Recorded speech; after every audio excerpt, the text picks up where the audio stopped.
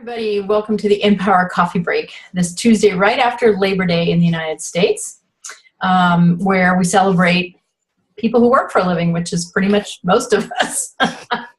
And certainly the people that we are talking about here at the Coffee Break. We're really trying to focus here on surviving and thriving strategies for the workplace and your work life. More and more these things are blending. And whether you're a leader in the workplace, whether you're leading a team, whether you're in the HR department trying to build a culture, whether you're in the executive suite trying to build a culture, whether you're just down, in the organization doing what you do and trying to contribute to a really positive culture around you. We want these topics to speak to you. So every Tuesday at 1 o'clock for half an hour, we invite you to pull up a cup of coffee or tea or whatever you happen to be relaxing with and join us for these conversations. You can find out what's coming up topic-wise and guest-wise at coffeebreak.InPowerCoaching.com. And you can register for reminders there too, so you get day of invitations to join us. And we do invite people into the conversation via the video or via audio, so we encourage you to do that as well. I'm Dana Theus, founder of InPower Coaching, and I've got Mary Brodie here, and today it's the two of us talking about Labor Day related topics, particularly women in the labor movement over time and in the workforce over time. We do cover a lot of women's leadership topics here at InPower Coaching and InPowerWomen.com. And it tends to give us a different perspective on the workplace. So today, Mary's been studying this topic. I have not so much. I'm more about the future than the past. I do know some things about history. So we're going to have a conversation. I'm going to interview Mary about what has the role been for women through time and in history when it comes to, quote, the workplace. And I think, Mary, let me ask you what you think about this. Yeah. When I think about this topic, I think, the workplace has its own history, men and anything else. I mean, the workplace has changed dramatically from since we were, hunting and gathering, and then there was agriculture, and then there was communities that happened to be really big, like cities, and the workplace and how we get into the workplace and what we do in the workplace and how work is structured in our lives and how work and life are structured has changed dramatically. Yes. So when you talk about women in labor, women in the labor movement, women in the workplace, what stands out to you as being most interesting about women's role through time? Yeah, because of my obsession with history.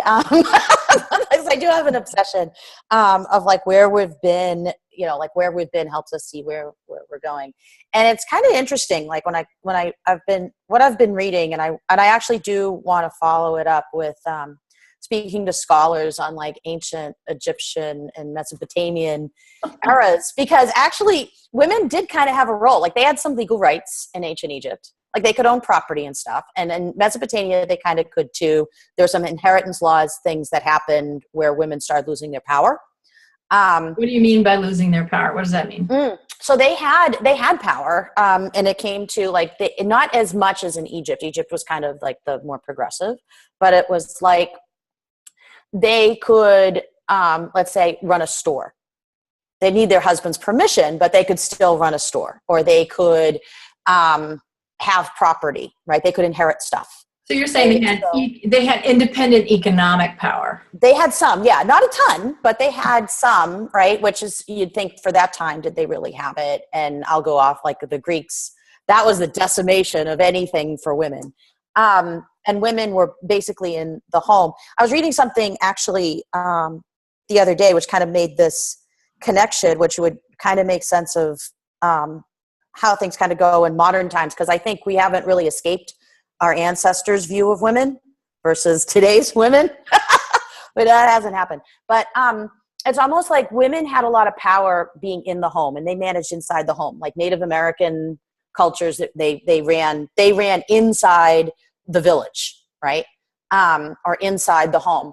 And the men did all outside affairs. And that's where we get to the hunter-gatherer model, but it's a little more sophisticated, I think, sometimes than that. And then when we get to the work world, that's always been the external area, and women supposedly had the internal area. But with this shift of power, Like it's almost like the internal area became like, yes. right? So let me rephrase. Let me rephrase. Anyway. Basically what you're saying is that over time, men and women kind of divide and conquer, right? I mean, there's a lot of work to do. There's a lot of work to do. Right. And there's a lot of work to do out in the world, landing food.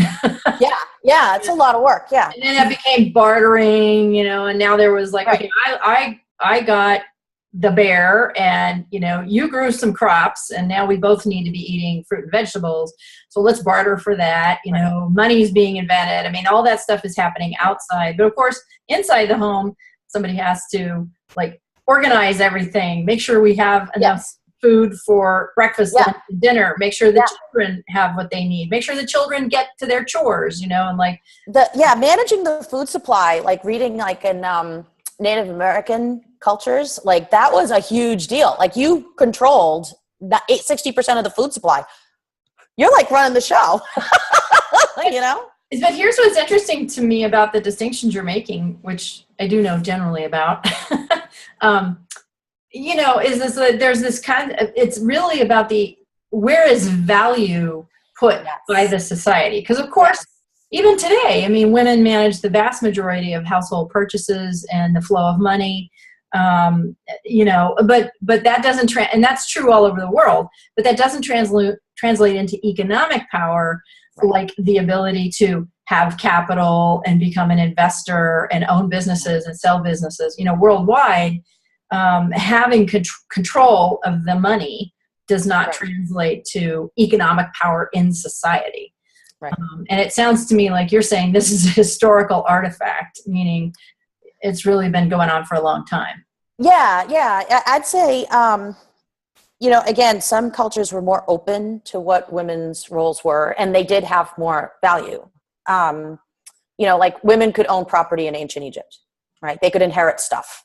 Right. They could do that in Mesopotamia. Again, they were written out. I think we could look at even like Native American, and I'm going to say most because it's not all, women, they manage the food supply, right? 60% or more of the food supply. They are making calls within their village versus like the men might be in charge, like they might be the chief, but they're the chief for other groups, right? For the outside. So this model has been kind of existing, I think, for a while. And then we get to modern culture, right? And it's almost like women are looking at what's going on. And I think that's where women in the modern labor movement have been looking at, why can't we change? Why are we the ones in the house, but the house doesn't have the value it used to have, right? Before, managing the money in the house was a big deal. Now it's like, well, get your Excel spreadsheet and anyone could do that. Yeah.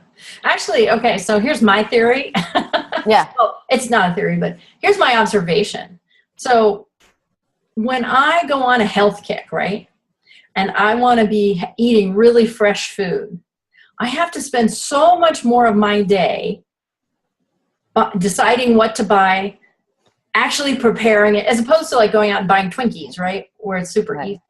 And I'm amazed because I'm a modern person who doesn't like to think that I have to spend tons and tons of time, accessing my food, preparing my food in advance. Oh my God, you mean I have to make something the night before, so that it's good for me? And I'm just kind of amazed. To your point, it used to be so much energy to make the house function and the food function, which was of course the key to it all.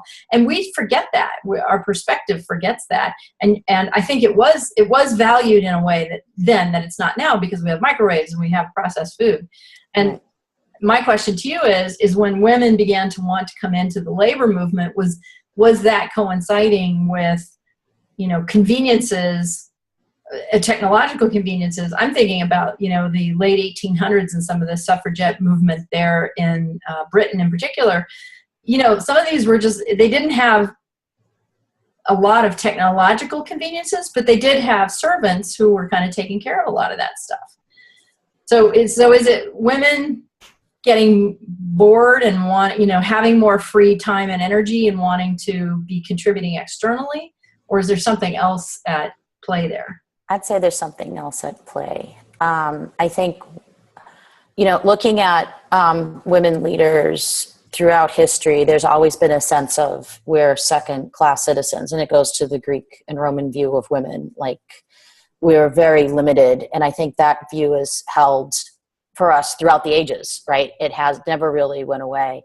Hiring women to work in like the sweatshops and things like that, like young women, looking to get a better life, or women who might have, let's say, like during wartime, they have children, but they need to support their families. So I think there's always been, even in the revolutionary times, women would do stuff. It might not be paid work, but they did work stuff, right? They did functions outside of that home. I think I don't know. I think there's always been a drive, like, why can't we do more? And I think it's because the internal got devalued, right, inside the house. If someone says, oh, well, anybody can do that, well, then what am I doing?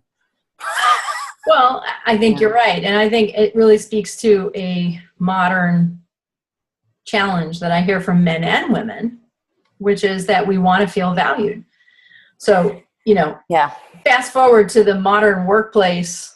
I read an article today on the soulless job. Were you the one that posted that? 10 things you can do to survive a soulless job or something? I didn't know, but that's interesting. Yeah. Yeah. I retweeted it or something, but the point was, and it was a guy who had written in about it. And he was just basically talking about, he didn't feel like he was bringing his full value to bear. He wasn't appreciated for the value that he brought. And I think that that's what you're tapping into here, which is that, women have wanted, just like men, everybody wants to feel valued for what they do. And when the work that they're doing has less value, and maybe it's less about technology, convenience, et cetera, more about, as money came into the system and all of a sudden, okay, now you can go out and own a business and you're worth a lot of money, and money can buy, it gives you power. It brings you influence. It brings you the ability to do all kinds of things. But if you're working in the home, you can have no money. You make decisions, you're influential, you get to decide what happens to the food and all kinds of other stuff, but you have no power in the society, which is now determined by something else. Right. Exactly. Yeah. A lot of it has to do with the money and how are you contributing, and how is that valued and perceived. So you were saying when we were talking about this earlier that, women have been very important leaders in the labor movement all the time, because, you can make an argument that labor, the whole reason there was a labor movement, that we have labor laws, is to keep certain people and groups from being exploited.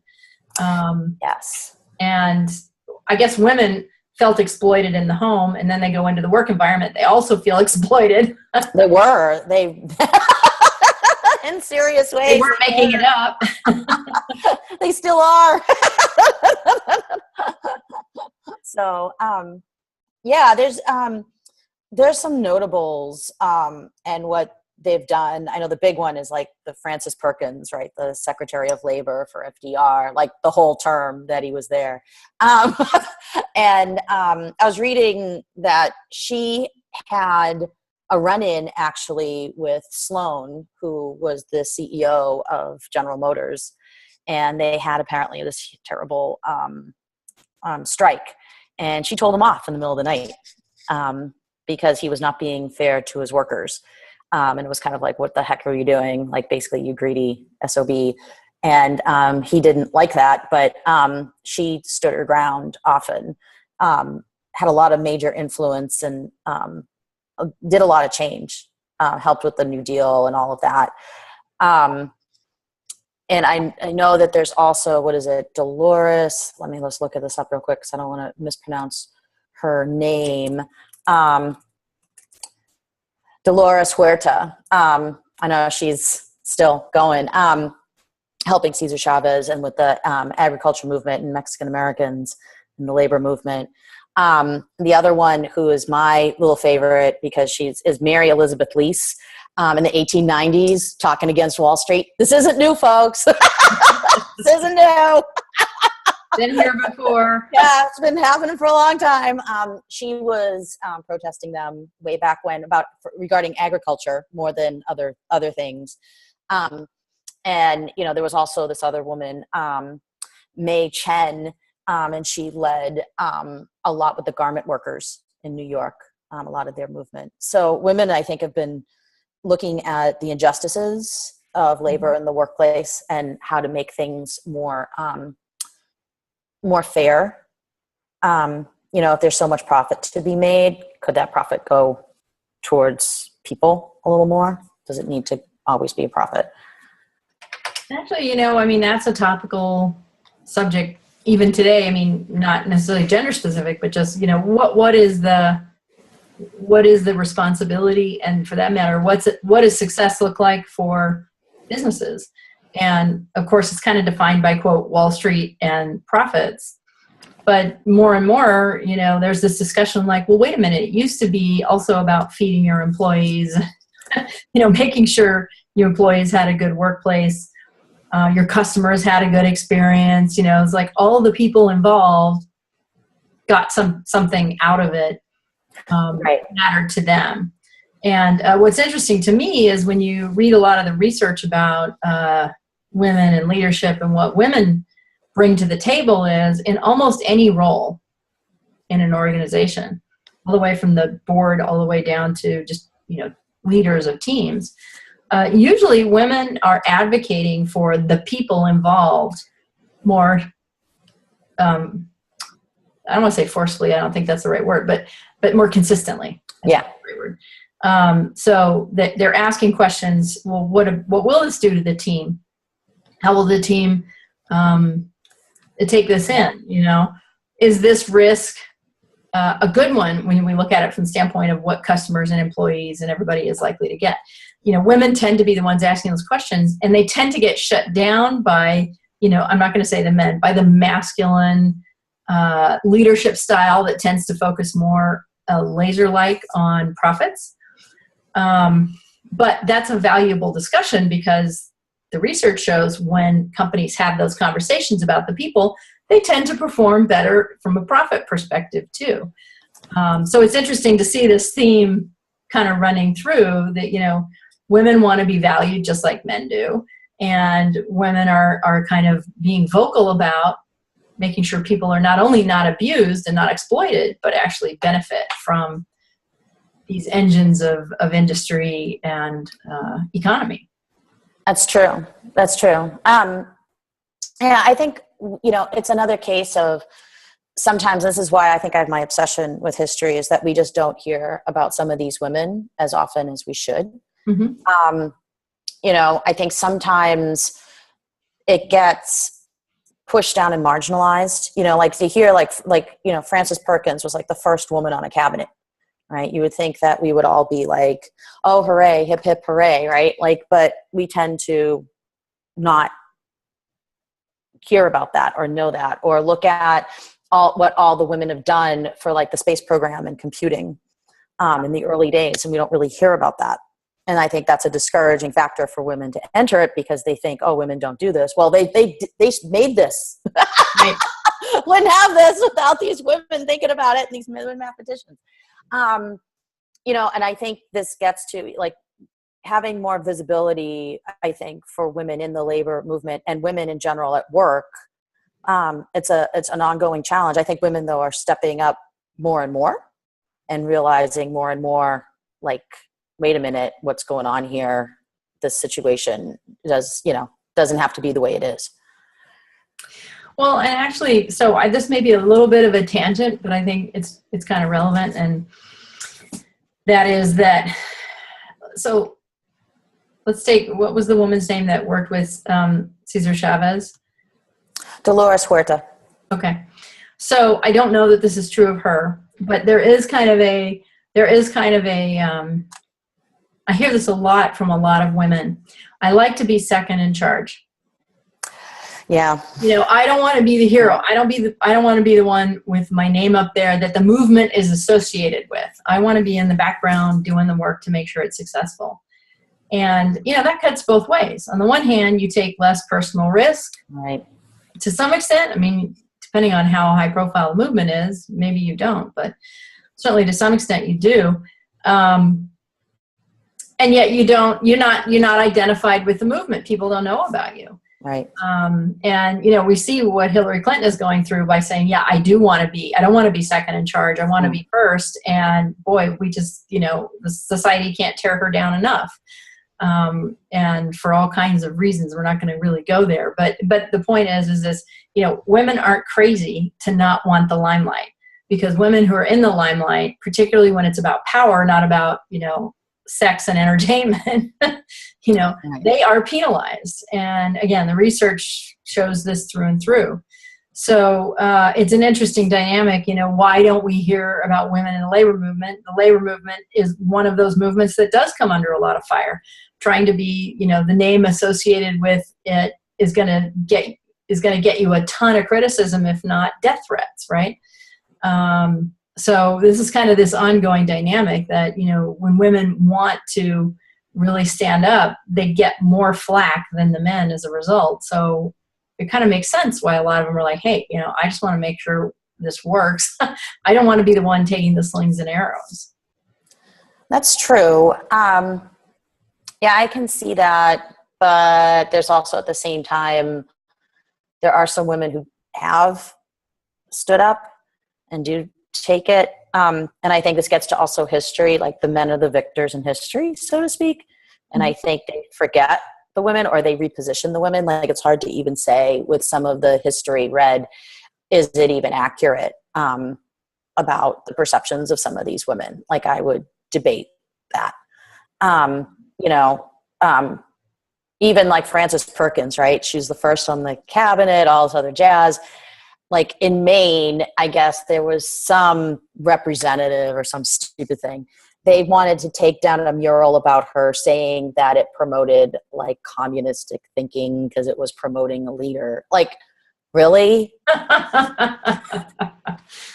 Somehow they got an injunction and they got to keep the mural and it's in preservation. But, it's like, really? How recent was the effort to take the mural down? Do you remember? 2011. Oh, so recent. That's recent. Yeah. So it kind of, yeah. Like, let's remove the history, because it brings up uncomfortable things for some. Yes, I think that's very true. And actually, speaking of Roosevelt in that era, when I was watching I don't know if you saw the Roosevelts, the Ken Burns documentary on PBS, The Roosevelts. Did you ever see that? No. It's fascinating. It did cover Frances Perkins a little bit, just in the context of her being the first and the whole importance of the labor movement. And of course, Eleanor Roosevelt got a lot of airplay. Yes. And it was fascinating. Her story is fascinating, but it was also fascinating to see just how influential she was, both because she was influential with him. She would go out and see things that were happening, and labor and civil rights, these were the kind of things she really was standing for. And she'd come back and talk to him and say, this is wrong. And he would end up, for the most part, taking a stand. And she was vilified for that, of course, at the same time that she was lauded for it. But one thing I remember very clearly, I think it was in his second term, she'd been very influential. She'd been, going out, visiting veterans and, visiting Black people and coming back and telling him about all the horrible things that were happening and really fighting for civil rights. And she got offered a job, and it was like I don't remember the exact organization or title, but it was basically second in charge to like the executive director for sort of like a civil rights organization. Might even have been labor oriented now that I think about it. She took the job for like 2 weeks or a week, and basically the uproar was so horrible that the first lady had a job that she had to quit. And she ended up like volunteering her time. But it was exactly what you're talking about, is like, oh my gosh, we can't have her be seen as, someone who has economic power here. It has to be a volunteer. That's what's appropriate. And I thought, geez, if they could do that to Eleanor Roosevelt, they could do it to just about anyone. Yeah.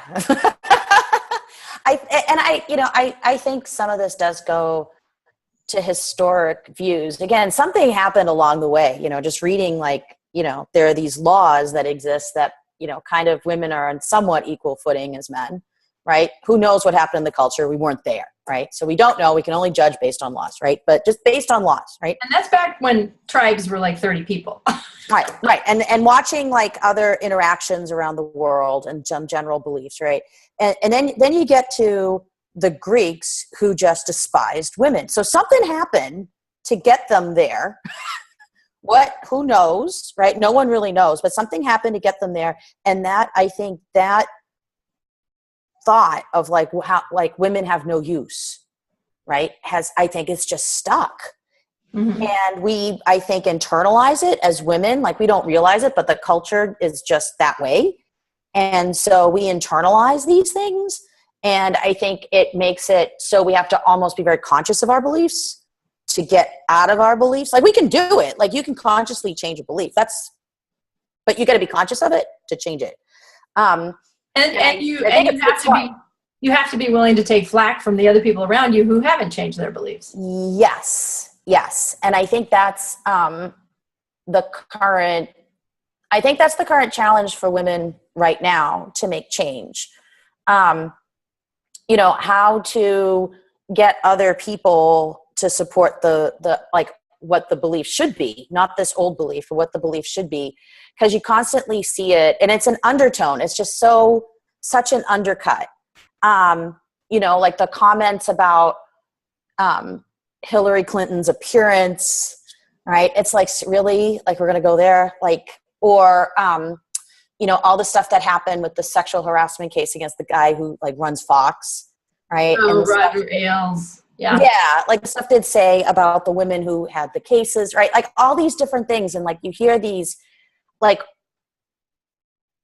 undertones that exist. And we don't even realize, you sometimes even hear other women go, oh yeah. And you're wait a minute. Well, and actually, so just in wrapping up, I'll say I saw this morning, and my husband and I have an ongoing discussion about this. And he's actually, I've seen him shift. I've seen myself shift. Now, this is in the context of, rape and whose fault is rape. So this, right. The Brock Turner Stanford guy who gets, a 6-month sentence for raping an unconscious woman. And then he gets off early, and, it's because it would hurt him. And Stanford is doing all this stuff about, women, when you drink, this is what happens to you, as opposed to saying, men, stop raping. Right. And what's interesting to me in this, and it's not just that case, it's, this has been going on for a while about, whose fault is rape. And of course, if you ask it like that, most people say, well, the guy, but not everybody will. And what was she wearing? This, that, and the other. And it's been fascinating to me over the last, I'm going to bring this back to labor, by the way. Yeah, no, that's cool. It's been fascinating to me over the last couple of years to hear how men and women are beginning to understand, oh, wait a minute, we've been sort of unconsciously giving the guys a pass, right, to protect the women. Don't wear anything too suggestive, don't do anything that's dangerous, right? Which, of course, to our daughters, we want to protect them. We want them to understand how to protect themselves. But we don't realize that in doing that, we're giving the guys a pass. We're not putting any responsibility on them. Kind of like, with the burkinis, well, it's geez, if you can't, guys, don't harass women who are showing some skin. Don't harass women who choose to keep themselves clothed. It's guys, you have to be responsible for your behavior. And I tie that back, this kind of slow, what I observe as a slow awakening by the culture, the global culture, to the way we're giving men a pass for bad behavior by asking women to take the responsibility of everything that happens to them, negatively, and go back to the value thing, if women had more value, we would be looking to men and say, hey, stop messing with this valuable resource. Right? Right. Right. And as a collectively, men and women, we don't do that. We don't put the responsibility on the men to value us, and on ourselves to value us. And so what I hope is happening is this dialogue across all these things, equal pay, in the workplace, and whose responsibility is it to not rape women? All these things are shifting the discussion into what's the responsibility of the men, and how valuable are the women, so that they don't have to be undervalued and responsible for everything that happens to them, even if it's their responsibility. This brings up something I read, and I forget what country it was in Africa, but it was one that had some extremely conservative laws, right, that supported more men than women. And in this case, the men are supposed to manage the money for the household, right? And they're supposed to take care of all the finances, and the woman's there to manage it, blah, blah, blah, blah, blah, right? She doesn't really have a lot of legal power. Well, in this particular legal case, the man was squandering the money and the woman had enough. And she sued him. Now, she didn't win, right? Now that would be a big leap, right, for such a country. The win, though, was the ability that she had to sue him. That was approved. So it's kind of like what you're saying, this enlightenment that a woman does have a say about how if the man is not taking responsibility for his family, she does have the right to sue him. Does she win that case? No, long shot, right? So that's too much of a cultural shift for that country, right? But it's exactly what you're saying. It's like, I think it is happening globally. Like, why is it we put responsibility on women to cover for the men? It's not their problem. Well, it is, but the responsibility needs to be a little more balanced and a little more realistic for, in each case. And we should have the same discussion about equal pay, because I think equal pay is another lens to look through this with, and certainly that women need to value themselves more. Men and quote the culture, the more masculine-minded culture of which women play a part, need to be rethinking not just equal pay for women, but pay for everybody. Does it reflect value, et cetera? But we really don't have time for that, because our half hour is over today. So let's schedule an equal pay conversation sometime in the future. That'd be cool. Awesome. Very cool. Well, this was fun. It kind of wandered all over, but it was still fun. I like it when we do this. Yeah, no, it's fun. Something different. Yeah. So I just want to invite everybody listening in to remind you to go to coffeebreak.InPowerCoaching.com to see upcoming topics, to catch up with past recordings, register. We'll be putting these on YouTube shortly, and we'll have a podcast there. So go explore past topics, suggest new ones, and jump into the conversation in upcoming weeks, Tuesdays at 1 p.m. Eastern and 10 a.m. Pacific. Take care, everybody. And thanks again, Mary. All right, thanks. Bye. Bye.